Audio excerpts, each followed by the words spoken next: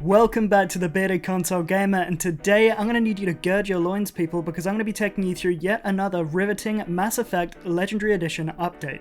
We'll be getting into exactly how Bioware updated the game, and along the way, hopefully we're going to get a good understanding of exactly what we can expect graphically when the game launches onto our consoles in just a few short weeks. And yes, I do know that that makes 2 Mass Effect focused videos in a row, and that there are other games being developed in the video gaming universe. But all of my hype and energy is currently tied up into this game right now, and frankly, this is my channel. My kingdom in which to decide whatever the hecking fudge goes down, and I've decided that you filthy unwashed serfs are gonna chow down on another nourishing bowl of Mass Effect goodness. Anyway, this week saw the good folks at Bioware drop a tantalizing graphics comparison video, along with a hearty blog post in which they got into exactly how they went about remastering the collection for release, while also keeping hold of the aesthetic that the OG fans came to know and love. And according to Bioware, the approach to remastering the trilogy was broken down into 3 distinct phases, with those being building the foundation, modernizing efforts, and rebuilding worlds. And judging by the details contained in the blog, we are in for a freaking treat when the Legendary Edition drops on May 14th.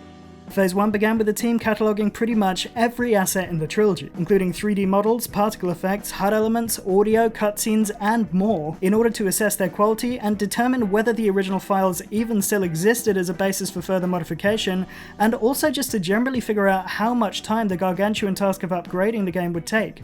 Now, when the original trilogy was released, it ran at an ideal resolution of 1080p, but realistically normally ran around the 720 mark. So in order to look good running in 4K, as is going to be the case with the Legendary Edition, the team figured out that they would have to upgrade some 30,000 textures from across the trilogy. One of the ways that the team sought to achieve this was by batch processing textures using artificial intelligence. The devs also removed the Unreal 3 engine's limit on texture sizes, so any assets that were created in a relatively high resolution originally and were subsequently pared back by the engine could now be experienced in full quality. The team also applied updated texture compression techniques that allowed the textures to maintain a high quality on disk, and on a larger scale, took the Unreal 3 engine in which the original trilogy was made and upgraded and unified it for the Legendary Edition. Now, it was in Phase 2 that the devs really got into the process of upgrading individual assets by hand, starting with those that appeared in the Mass Effect 1 game. According to the blog, the team worked through hundreds of assets, simply improving them where possible, but when necessary, stripping them back to their basic sculptures and completely rebuilding them from there. For assets that were shared throughout the trilogy, including character models, the devs took the most up-to-date Mass Effect 3 versions and used them as the basis upon which to improve and apply to the entire trilogy. Obviously, key assets like the Garrus character model still had to be fine-tuned for each game, as it gets a little bit chewed up in Mass Effect 2 and it wouldn't really make much sense to use that model in Mass Effect 1. You also couldn't have crew uniforms from the SR2 appearing on the 1 and other things of a similar nature. These upgraded models all benefited from improved hair, skin, and eye shaders, and all of the new textures and elements had to be painstakingly reskinned onto the skeleton of their relevant NPC. Do that wrong and everything's going to start to look pretty weird when characters begin to move. Visual effects and cinematics also got a pretty hefty remake as well by the sound of things, with environmental elements such as smoke and fire being significantly upgraded and smaller immersion-based pieces also getting upgrades, like for example now whenever Shepard shoots his weapon, the muzzle flash is going to illuminate him and the surrounding environment.